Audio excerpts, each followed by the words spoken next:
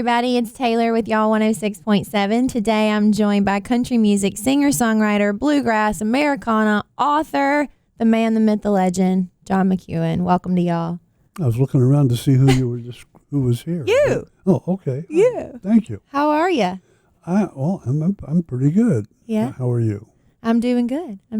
Had a great morning. Been listening to that new album of yours. Let's talk about it, because we were just saying it was around years ago and no one's really doing that style anymore. It's a spoken word over. The album just came out. Yeah. It wasn't around years ago. Well, like the style. The music is chosen. I got it from. I took 12 years to put this record together, and over the last 12 years, you couldn't put it out with three cuts, 4 cuts, 5. And anyway, it came about that some of the stories are from 1858, some are from 1907, from 1948. A couple of them I wrote, and the rest are contributed by friends. Mm-hmm. So the ones that you wrote, are those stories you kind of made up? Are they based on real life experiences? It's interesting that the first cut is called The Newsman, and that's an absolutely true story about a life experience that happened to me in 1967, 68. I met this guy. I didn't meet him. I was too shy. But he was driving around Hollywood on his motorcycle full of newspapers. And he was what we called then crippled, handicapped guy. Like he had MS or something.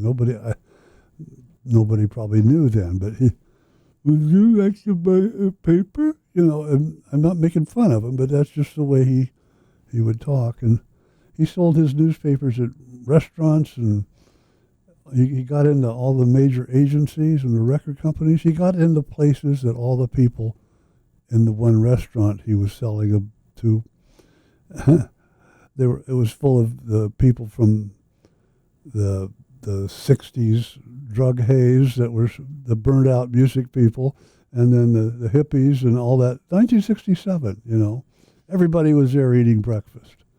And this guy had something from all of them that I don't think they had for each other, and that was respect. And he had it from me. And I thought of him. I've thought of Steve, the newsman. Anytime I think my work is hard, I think this guy, he'd get his papers. I'd seen him at 5:30 in the morning on the way to the airport, kind of going, boy, it's really early. Oh, there's that guy selling newspapers. Well, he's not selling them yet, but he's going up the hill to Sunset. It was like inspirational.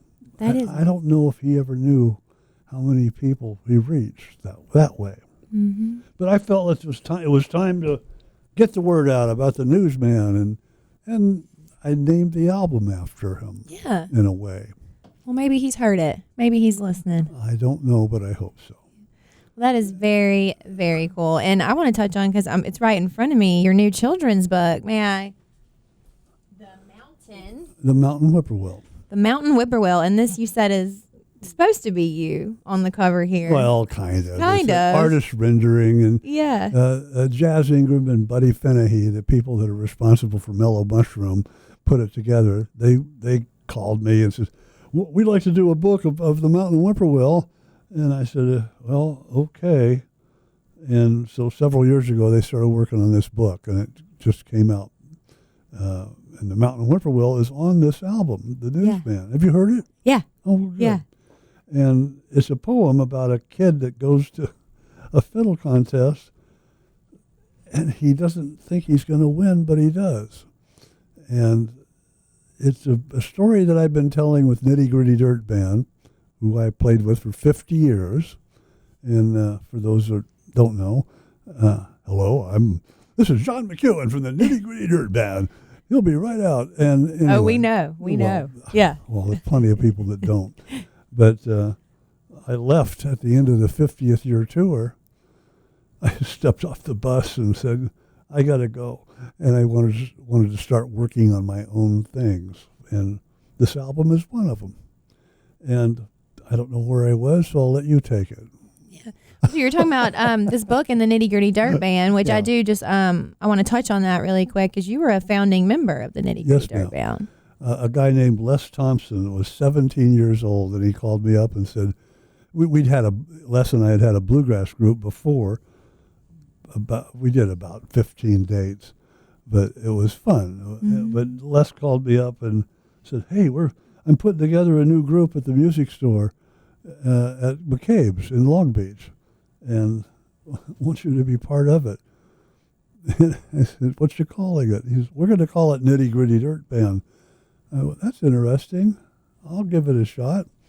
And it was so long ago, 1966. Yeah. I said, you learned one of my banjo tunes.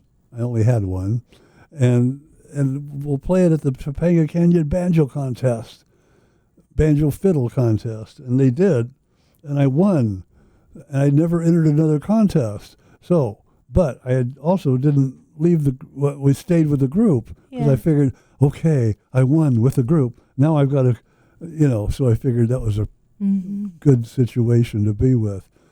And it lasted 50 years. 50 years. Wow. Man. I mean, that's incredible. That was one of the first songs that we ever played on this station, Fishing in the Dark was. So can you That was 30 years into the band. 30 years into the band. That was the 30-year-old band you played. Did you play Dance Little Jean? Our programmer over here. Yeah. Yes, we have, yes. Did you play Long Hard Road? Did we play that? Long Hard Road was the first #1 hit for the Dirt Band. It was 17 years into the band. Rodney Crowell sent us this song, sent me a tape, and I played it. It was him and Roseanne, and it was wonderful. It was Long Hard Road with just the two of them, and that sounded like a hit. And I took it over to the band rehearsal, and Jimmy Ibbotson sang the heck out of that song. Wow. Anyway. So it was 17 years before the first #1 for Nitty Gritty? Yeah. Oh, wow. We had a couple others, #4, #12, #13. But I bet it felt good. well, sure. Yeah. Duh. Yeah. Do you remember when you found out that it was #1? Actually, I don't. Yeah. You're probably jumping up and down, though. Well, yeah, sure. It was different than hearing the first record on the radio, 1967. Buy For Me the Rain was, I should have asked you, I bet you wouldn't have known. Buy For Me the Rain was the first radio hit. Yeah. And after getting a review in Billboard that said, doubtful if they'll ever be captured on record, that was before we had our first record deal. Well, it was nice to get on the radio with a record. And I'll never forget, 1:10 in the morning, I'm driving down Sunset Boulevard. I lived in Hollywood at the time, and it came on. Here's a new band by the Nitty Gritty Dirt Band, and their first single, Buy For Me the Rain. I almost drove into a telephone. Yeah.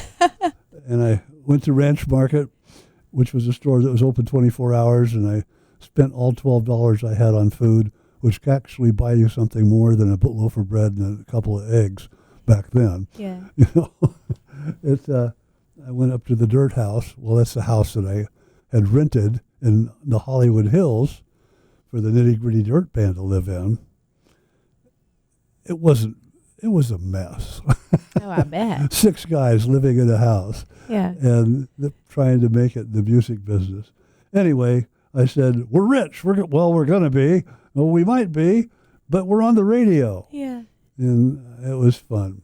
Oh, and the rest is history. I bet you have many good stories from living in that house, huh? Well, not just the house, but over the years, because I was the only one old enough to rent a car.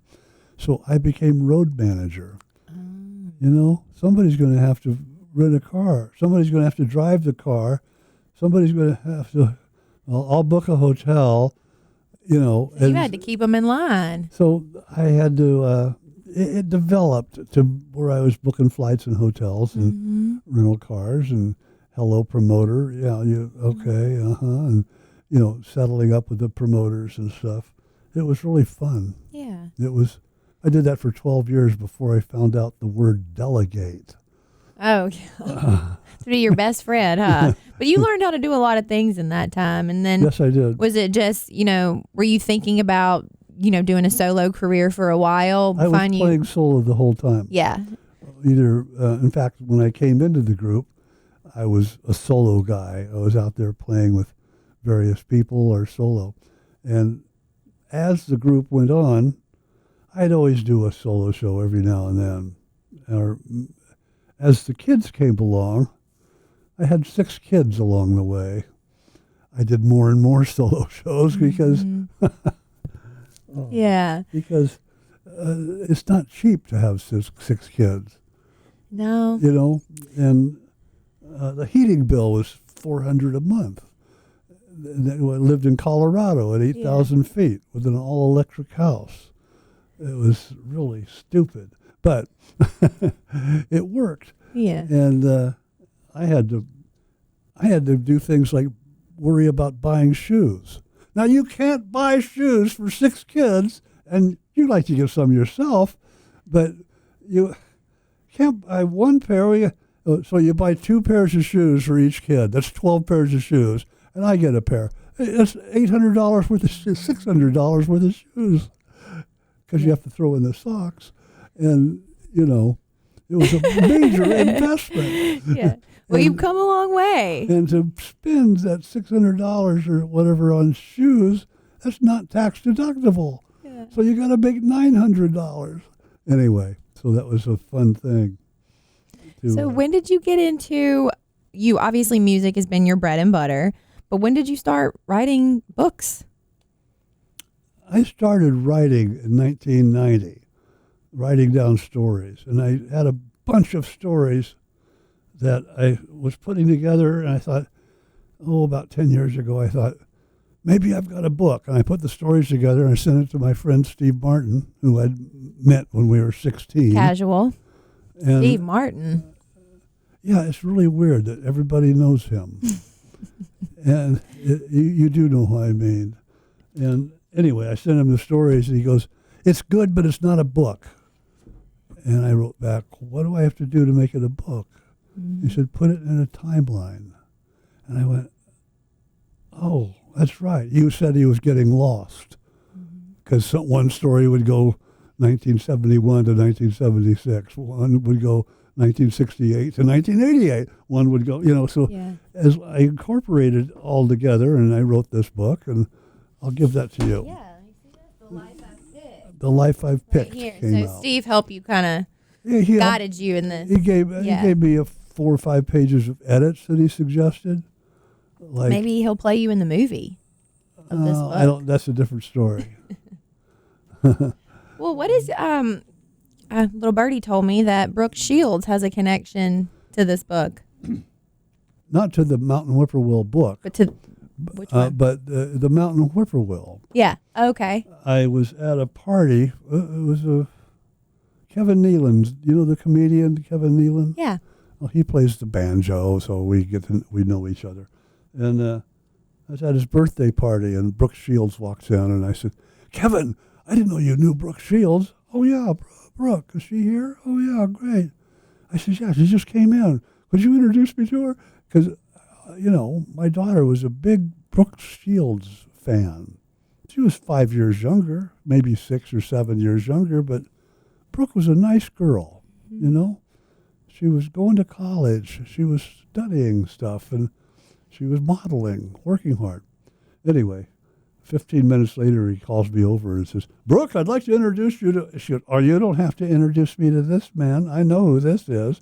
This is John McEuen. And I go, how do you possibly know my name or me or anything? And she said, well, somebody gave me a copy of you doing Mountain Whippoorwill years ago, a few years ago, when I was in college. I was 18 and 19, taking 22 units at Princeton, and I had to go to sleep at night. And I'd play it every night. Sometimes I'd play it twice. And I said to her, why didn't you call? Yeah.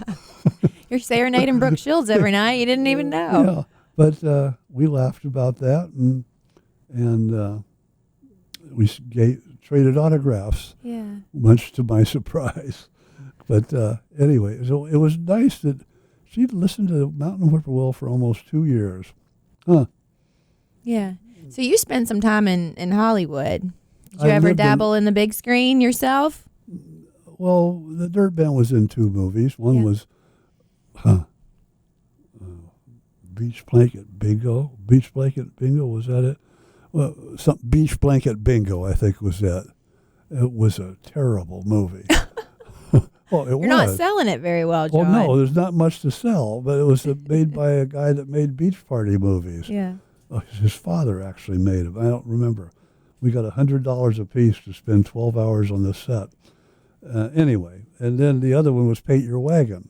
Paint Your Wagon, the one with Clint Eastwood and Lee Marvin, both learning how to sing. Mm-hmm. And the Nitty Gritty Dirt Band, we did Hand Me Down That Can of Beans for the square dance in the mud in the camp. And that was fun.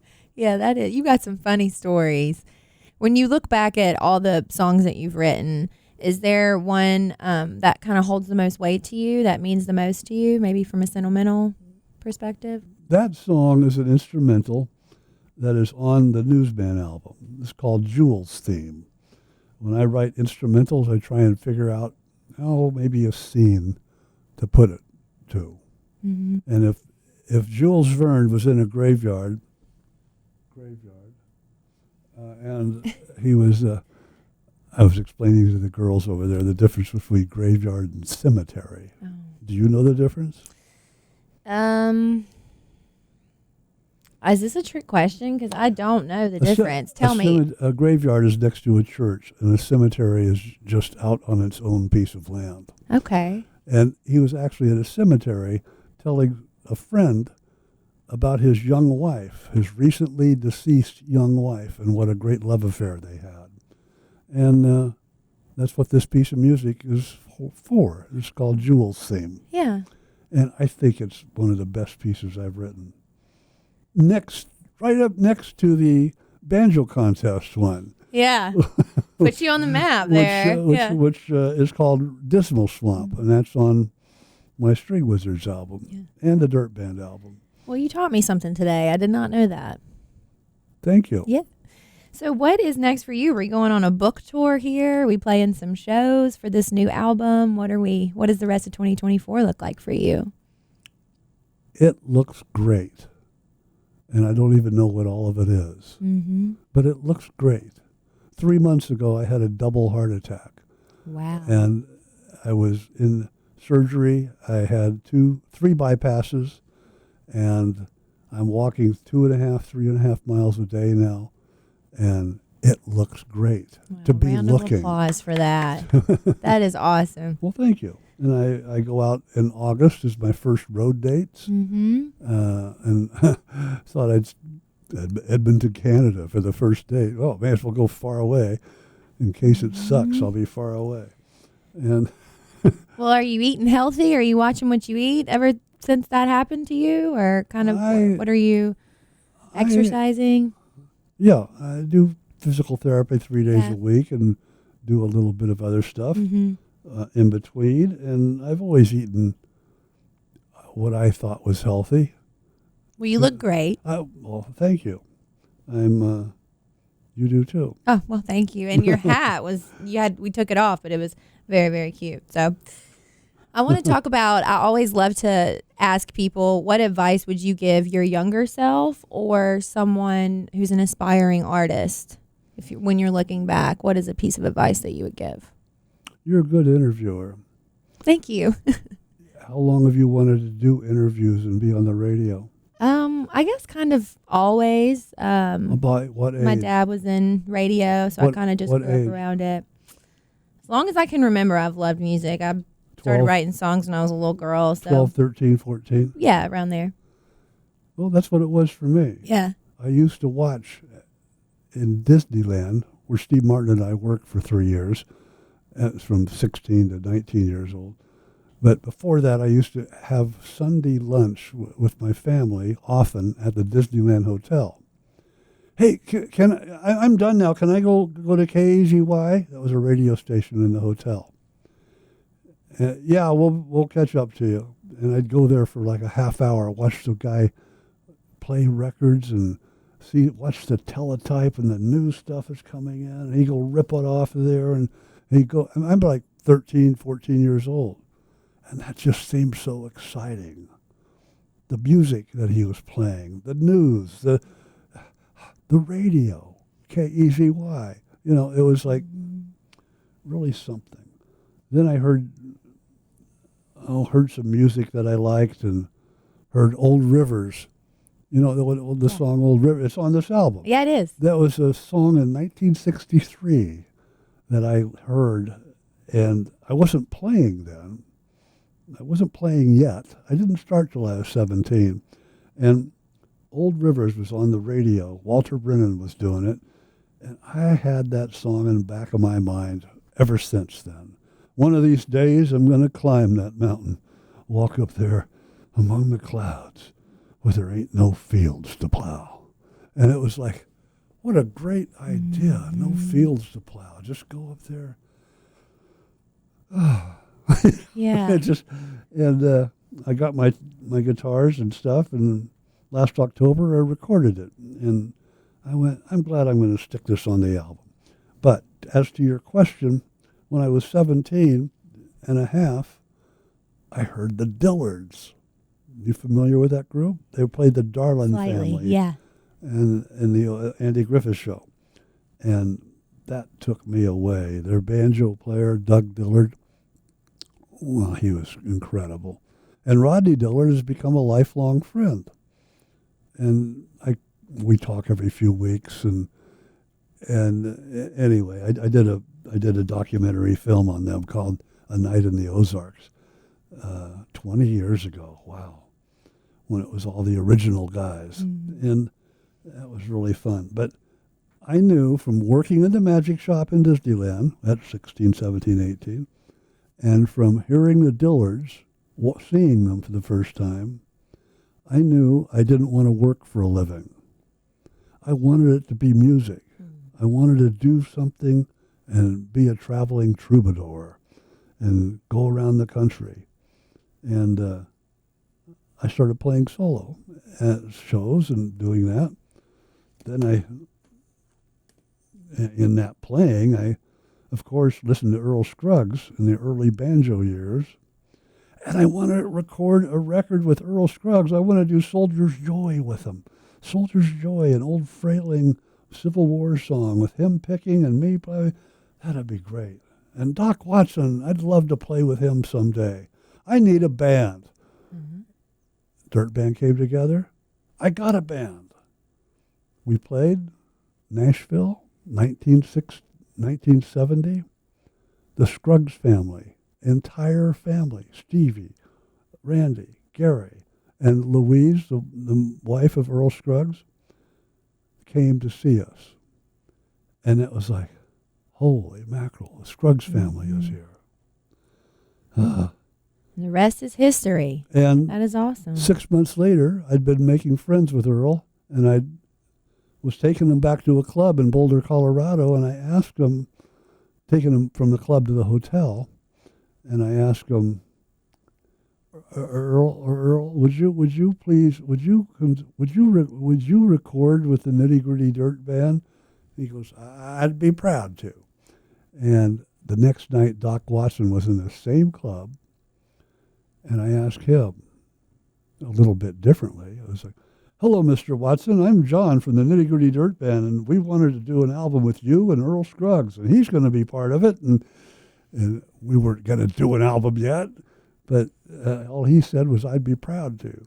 And Doc got on the phone with my brother, who was also managing and producing our records at the time. And he was then, wow, that's easy. I got Earl Scruggs and Doc Watson. We got to tell the band. We didn't tell the band for 3 weeks because we were putting other stuff together. But when they heard that we were going to Nashville and what we were going to do, everybody was so happy. And that made the Circle Be Unbroken album. Mm-hmm. which is a huge album for you. Yes, it's been the Grammy Hall of Fame Yes. and the Library of Congress. It's incredible. And it's in my office. Oh, Yeah. duh. No big deal. Yeah. Yeah, that's awesome. And it still sells today. Mm-hmm. And on Amazon, it does great. Well, John, it is an honor to have you here today. And I'm so excited for everything that you have going on. Is there anything that we didn't maybe touch on today that you want our listeners to know? You're a jack of all trades. There's so many things, but I don't know about that. is there anything on the top of the list that we didn't cover? Well, I hope that people take the time to at least investigate the Newsman. You can find it if you want to buy it. I've signed a bunch on my website, johnmceuen.net. That's MCEUEN. My mother thought of the website name. Yeah. John McEuen, yeah. And, Thanks, Mom. Or investigate my music that I've played outside of the Dirt Band. And I've had a couple of music videos that did well. And anyway, so I just hope people keep tuning in so I can keep playing for them. We love it.